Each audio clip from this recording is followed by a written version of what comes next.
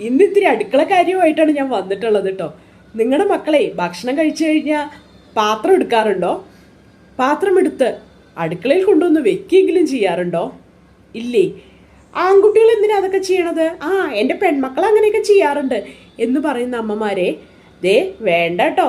ലോകമൊക്കെ മാറി, 2025 ആൺകുട്ടികളെയും പെൺകുട്ടികളെയും നമുക്ക് ഒരുമിച്ച് ഒരേപോലെ വളർത്താം, ഒരേ ശീലങ്ങൾ പഠിപ്പിക്കാം.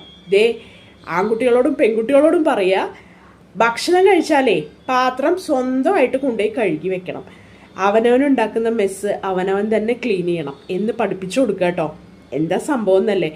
ഒരു പാത്രം നമ്മൾ എടുത്തു വെച്ചു എന്ന് വെച്ചിട്ട് എന്താ, നമ്മുടെ മക്കളല്ലേ എന്നൊക്കെ നമ്മൾ വിചാരിക്കും. പക്ഷേ അതൊന്നും ശരിയല്ല. കാരണം അവരുടെ ഭക്ഷണം കഴിച്ച പാത്രം നമ്മൾ എടുക്കുന്നതിലൂടെ നമ്മൾ അവർക്ക് കൊടുക്കുന്ന കുറച്ച് ലെസൺസ് ഉണ്ട്. ലെസൺ നമ്പർ 1, മക്കളെ നിങ്ങൾ എന്ത് പ്രശ്നങ്ങൾ ഉണ്ടാക്കിയാലും ദേ ഇവിടെ ആരെങ്കിലുമൊക്കെ ഉണ്ടാവും അതൊക്കെ സോൾവ് ചെയ്ത് തരാൻ. അമ്മ സോൾവ് ചെയ്ത് തരും ദേ ഇതുപോലെ എന്ന്.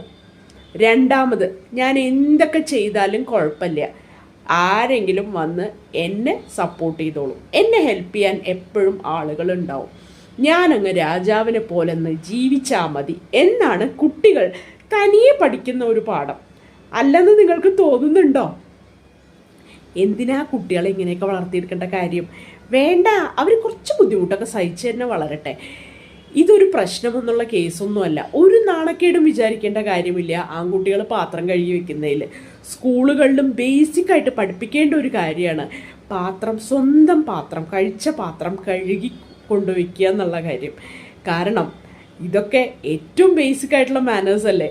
അപ്പം ശരി, എല്ലാവർക്കും good night. Learn and grow with Skipper subscribe ചെയ്യാത്തവരാണോ? ദേ വേഗം പോയി സബ്സ്ക്രൈബ് ചെയ്യൂ, ഓടിപ്പോയി സബ്സ്ക്രൈബ് ചെയ്യൂ, ആരെങ്കിലും ഒക്കെ സബ്സ്ക്രൈബ് ചെയ്യൂ. ദേ എനിക്ക് സബ്സ്ക്രൈബേഴ്സ് കുറഞ്ഞു വരികയാണോ എന്നൊരു സംശയമുണ്ട്. കുറയുന്നില്ല കേട്ടോ, പക്ഷേ ഉള്ളവരധികം കൂടുന്നില്ല. ഓരോ ദിവസവും ഓരോരുത്തരൊക്കെ കിട്ടുന്നുള്ളൂ.